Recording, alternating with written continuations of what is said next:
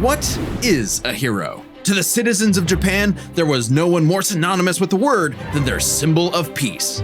All Might. The big numero uno. With a smile on his face, he could save anyone and win any fight, no matter what. Or so it seemed. After a battle with his arch nemesis All for One, All Might was grievously injured. His time as a beacon of hope was coming to an end, and he would need to find someone to pass on the torch. In this world, most human beings evolved to have their own individual superpowers, or quirks, but not everyone is lucky enough to get one. Like this kid named Izuku Midoriya, or as local bully Bakugo like to call him, the good-for-nothing Deku. Izuku wanted to save people just like All Might, but even his idol told him that he would have to give up on his dreams. Forever the beta male in the shadow of Bakugo and his Sigma quirk, until he got the chance to alpha up and lend his rival a helping hand, proving himself worthy of All Might's torch. And so after months of training, Izuku was granted All Might's quirk,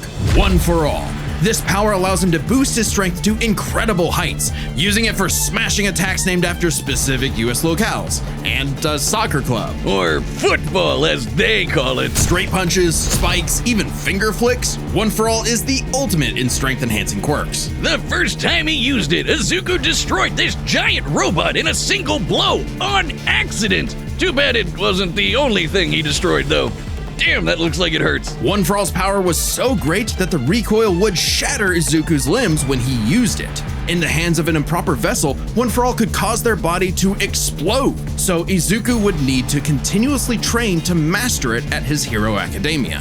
Say that again. UA High. Here he'd be inspired by girly pop Uraraka to turn his zero name into his hero name, becoming the Deku who always does his best. Something that he may have taken too far. When it came to saving people, Do Your Best here had a bad habit of putting others way before himself. Sure, everyone else was okay, but he'd be good for nothing all over again if he got himself paralyzed. So to cut down on his hospital bill, he developed full cowling. Instead of using his quirk in short bursts, he would continuously spread the energy across his body at low percentages, using it for acrobatics inspired by Bakugo's explosive movements. And with that new thinking came a new fighting style, shoot style. To use a stronger limb that'd be less likely to break, Deku took a page from Nerd Emoji Ida's book and switched to focusing on kicks to pack in more of a punch. Yeah. And that power would be needed. After a climactic battle with All for One, All Might would be forced into retirement, just a few months into Deku's training.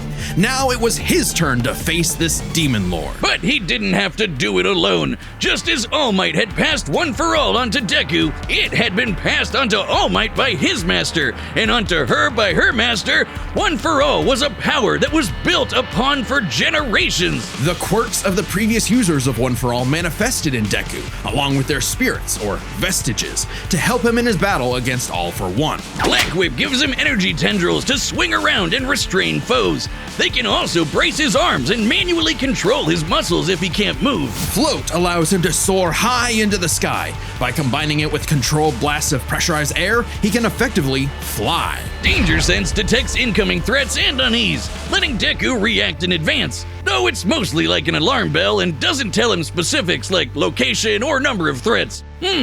Familiar? Didn't we talk about all this stuff last week? What do you mean? We didn't talk about Deku last week. I'm just getting a weird sense of deja vu. Maybe I'm just tired from all the spider nightmares keeping me up. Okay, you can go ahead and take a nap, a nice little nap. We'll have the full episode of Spider-Man vs. Deku next time. Just if you wake up and you see a strange device next to your head, don't worry about it. Is that what that robotic spider that pokes me in the forehead?